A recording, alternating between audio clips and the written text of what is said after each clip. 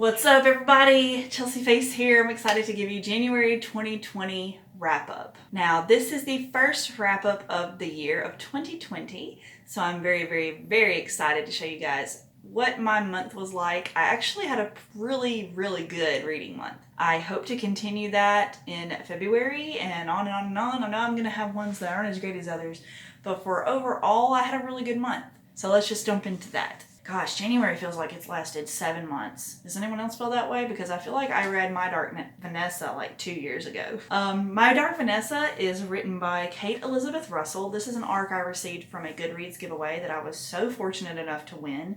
You should definitely enter those if you haven't, because I get lucky sometimes. It is to release in April of 2020, so this has not come out yet. It's supposed to be, I think, the beginning of the month release. I could be totally wrong, but I think that's what I'd heard. This book, very lightly, I'm not going to go into full detail because I don't want to spoil anything, is about a 15-year-old girl who begs to get into this private school. She gets in. She is manipulated into having a relationship with a 40-something-year-old teacher. And she's groomed and abused, and she thinks that she loves him. So it's a very difficult book to read. It's a very hard-hitting read, for sure. A lot of trigger warnings in this. I definitely recommend researching it before jumping into it if you've been a victim of anything involving predatory people. Very manipulatively, mental abusive relationship in this. I guess you can call it a relationship. But it's very disgusting, but also very beautifully written. I think that Kate Elizabeth Russell has a very good viewpoint in this book. I don't think that it's super uninformed. She is very clear at the beginning to say that she's not using any of her personal life to write about this, so I don't know if she has any real connection to the kind of story this has. But it does feel very authentic and like it's actually someone who has lived and been through this, because it follows her throughout her entire life up to the end of the book where she's like 30 something, and it's very difficult. It's something that affects her entire life, and it's not just something that she just gets over and moves on from. And with the Me Too movement, because this is kind of about that too, she is criticizing other women and saying that it's not so bad.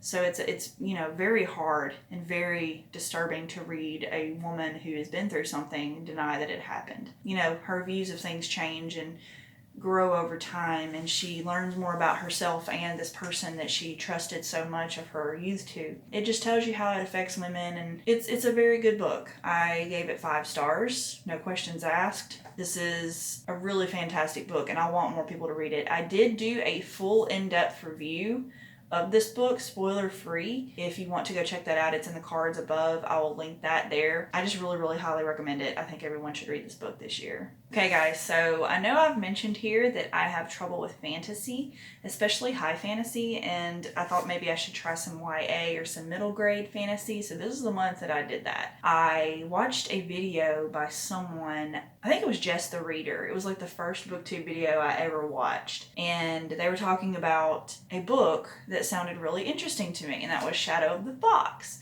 And I was really scared to pick it up because it was like $11 used at this store that we went to, and that was pretty expensive for a used book in my opinion. They described it as like Inuyasha, and if you know me, I love Inuyasha and anime in general, and that type of folklore and that kind of subject fantasy kind of thing in Japanese lore. And I decided I would check it out, and if I hated it, I would just resell it or something, because apparently it's still pretty high for a used book. This is the hardcover edition. It is written by Julie Kagawa.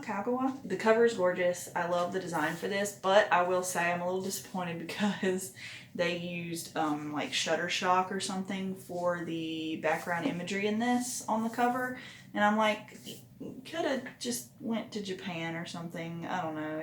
As a graphic designer, I kind of don't appreciate when people use imagery they didn't take themselves. I know it's going to happen because that's real life, but I personally don't like it as a graphic designer. I want to take the pictures myself if possible. Maybe it just wasn't possible. Maybe I'm just being a snob. Anyways, this is Shadow of the Fox. It feels like an anime. Like, I felt like while I was reading this, I was reading an anime IRL. And it's about a girl, a young female half-demon fox, so a kitsune, If you know anything about me, I love kitsunes. I lived by that name online for a long time, had the word kitsune in my username, and even now, like, it's just part of who I am, is fox demons and stuff like that. It's just really fun, and I have a lot of fox creatures up here, as you can tell.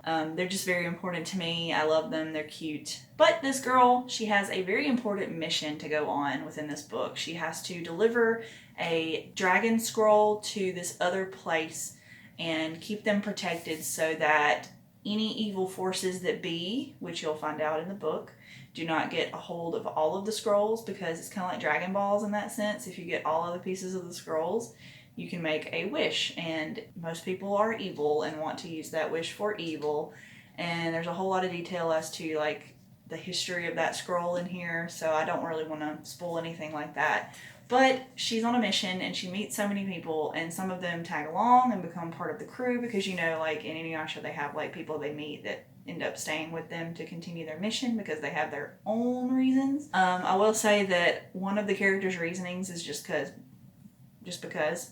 And I thought that was kind of weird, like how many people would just drop their entire life to go with some random girl they just met. But that's a minor detail. Also, another problem I had with this was that the assassin character, his backstory is one that I'm very interested in, and I'm glad that they did kind of delve into that here. I know that in the next one it's called Shadow of the Sword or something like that. I think it probably will go into more detail about him, but in this one, when it was talking about him, and it was him and his inner thoughts and his inner monologue, it repeated a lot of his stuff over and over, like how he's just so hardcore, and like how he was raised this way, and he's so young but he is so emotionless. It was very repetitive and that kind of stuff, and I'm just like, okay, we get it. He's a edgelord, you know, we get that he's like, you know, a dark guy and he's been through a lot and he's gonna be just this emotionless thing and whatever. I get it, you know, but that was the only other thing. Those are two minor details that didn't bother me enough to even fathom giving this 4 stars. So if you can't tell, I gave it 5 stars. It was fantastic, and I'm just really, really excited that I found a fantasy that I like. And I know there's at least 2 books in the series after this. One of them is already out. I did not find a copy of it yesterday when I went shopping, so I don't know why it wasn't out. I know it's been published already, so I've got to find it. And then the 3rd one comes out in March, according to Amazon, because I was looking into it. I'm really, really excited because it's really, really fun. I hope everyone checks this one out if you like very easy fantasy. It's very easy to jump into, pretty silly, but like I said, it's like an anime. So just be prepared for that if you want to read it. The next book I read, I do not have on me because it was a library pickup, is Library Wars Volume 1. This was a July 2010 release, so it's been out for a good while. It is by Kiro Yumi and Hiro Arakawa. It is a very pretty book. I think that the art is well done, and the cover isn't my favorite, but it's not terrible. It's a little slow to start. It takes a little bit to get into what the story is trying to say and what it's trying to be. But once it does hit that mark, it's really, really nice and really, really good, and I really like what it's turning into. Also, something that I had not heard anyone talk about when talking about this manga is that it is a short boy, tall girl romance. And that makes my heart melt for some reason. Like, my husband's taller than me, so obviously that's not something I'm in right now, but I have in the past dated really short guys. And it's just something that's never bothered me in a relationship, and I thought it was kind of cute.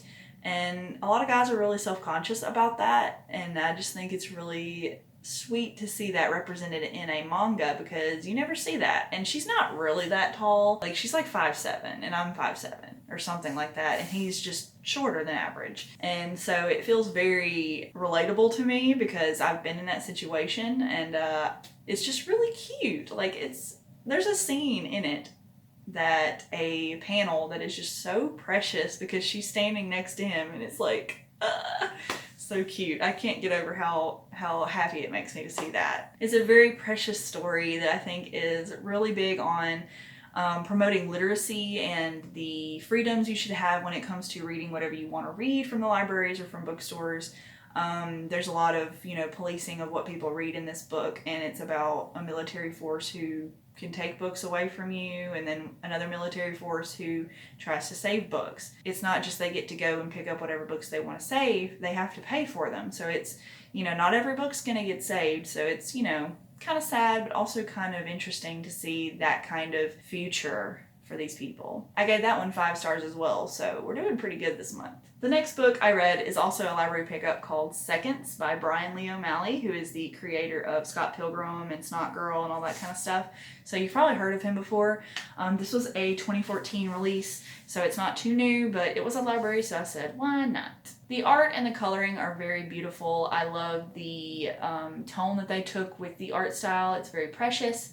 But also, it is kind of hard to tell how old our main character is because of the art style, but, they tell you pretty quickly, so it's not like a big question. But as far as stylized goes, I could see it being confusing for it to be more of a YA or adult comic instead of a children's comic, so just be aware of that if you're picking it up. The main character, Katie, was a very interesting character. She had a lot of flaws, like a ton of flaws. I think that maybe the most flawed character I've ever read about that was the protagonist. She was very selfish, also very, she was quick to jump to things instead of thinking them through, and immature for how old she was, but she ran a successful business, so, it's kind of like weird that she is so irrational sometimes. She did have people helping her though, so that might explain some of the things. Yeah, she was kind of not the best character. She cheated on her people, and there's a lot of stuff going on in here. The story was very, very slow at times. I felt like it was very repetitive because it is her reliving things over and over again, and it kind of got boring. Like, I did put this down for a while and didn't really want to finish it. I really wanted to DNF it, but I was like, you know what, I'm just gonna knock it out in an hour or two, and I did, and I'm glad I did. It got better, but in that middle area it did drag on for me, and I just did not enjoy that part. The character Hazel is really cute and precious. I loved her a lot. She was really fun. There was a lot of fourth wall breaking where she's speaking to the narrator and to you, and I really liked that. That was really fun. I guess overall, I wish there had been a little bit more to it. Not so repetitive. Could have been shorter, I guess, or maybe just put more into those repetitive things. I gave it 3 stars. I think that's a pretty good rating for me personally, and yeah, I'm interested to know what you guys think of that one. Let me know if you've read that. The next thing that I read this month was Revival Volume 2. This one's called Live Like You Mean It, and this is by Tim Seeley and Mike Norton. It is a horror graphic novel, very bloody. Definitely not for kids. There's a lot of really bad stuff in this one, and I gave it a good rating, so it has nothing to do with what I think of it, but I did want to warn you guys if you're not prepared for this, because in the first one I don't remember it being this bad. So the small town vibes in this series are fantastic. Like, it really feels like they are in a small town full of racist, homophobic, evil, mean, nasty, gross people. I think everyone can probably identify with that kind of vibe because you've probably lived in an area like that, most likely. I know I grew up in a place that was pretty bad sometimes. I mean, it wasn't as bad as this, but everybody has, the town piece of crap. There's a lot of language in this that is very, very explicit to races and genders and stuff, so just be prepared for that. It is very, very graphic and mean to people of different races. So, if you've got that racist uncle, you know what I'm talking about. It's pretty bad in a couple of scenes, but there is a purpose to it. And I know that some people don't like to read that kind of stuff at all, and that's fine. You can just skip this one.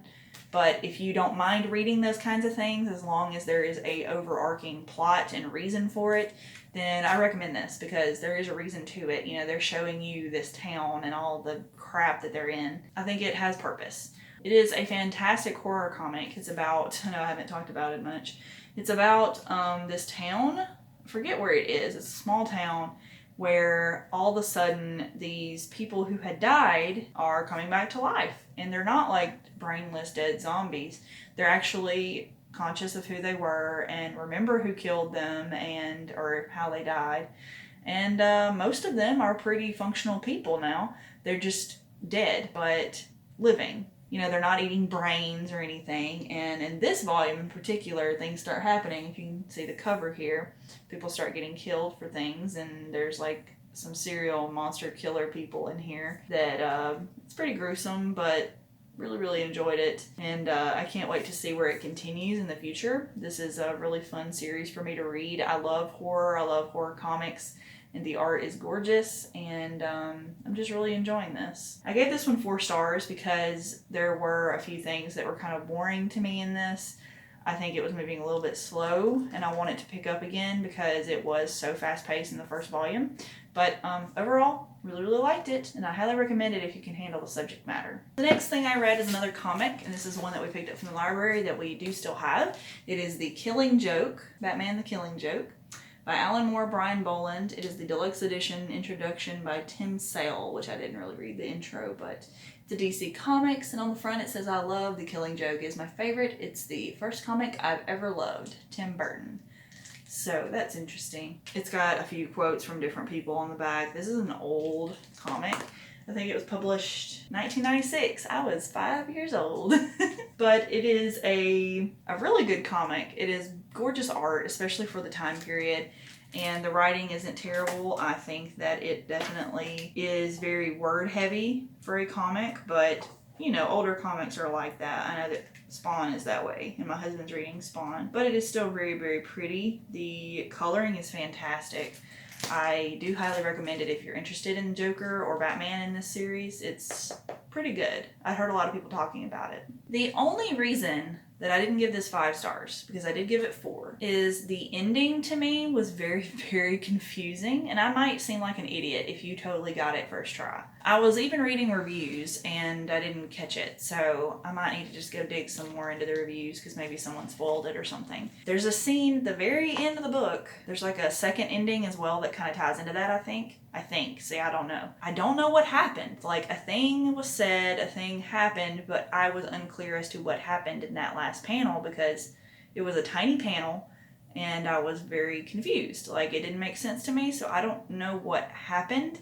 And if you've read this, maybe explain to me, but put spoiler at the beginning of your comment what exactly happened if I haven't found it by then, because I was pretty confused and I felt kind of dumb because I didn't get it. But I'm gonna make my husband read this and tell me what he thinks happened so that we can discuss it, because I was pretty darn confused. But I did give it 4 stars because it is really good. Pretty trigger heavy, so be prepared for that. It's kind of gross and nasty and very violent, so very good though. I'm tired. The final book I read this month is another fantasy, and it's one that I have wanted to start for a long time, and I decided, you know what, 2020 is going to be the year that I start reading Harry Potter. So this is Harry Potter and the Sorcerer's Stone by J.K. Rowling. We're not even going to talk about the author because everyone has their own opinion about her. I did buy this used though, if that tells you how I feel about it. I'm going to try to buy them all used if I can. This is a fairly short, I think middle grade. I think it's middle grade. I'm not very good at guessing those kind of things. It's over 300 pages, just barely. And it was very easy for me to understand.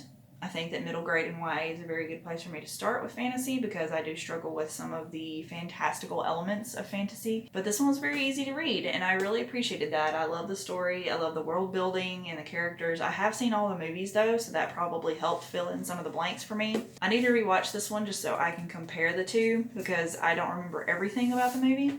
There were a lot of differences though that I did catch, like the centaurs were much more prevalent in this and I thought that would have been fun. There was a lot more fun with Dumbledore. I think he's much more interesting in the book than he is in the show or movies. I do like Harry more in the movie. He wasn't as big of a douche as he is in the book. And Ron too. You know, they were still kind of mean to Hermione, but overall I still don't know which one I like more, the movie or the book. But there was a lot of Dursley stuff in here that I guess was okay. It just, you know, I guess gives you more like hatred for them.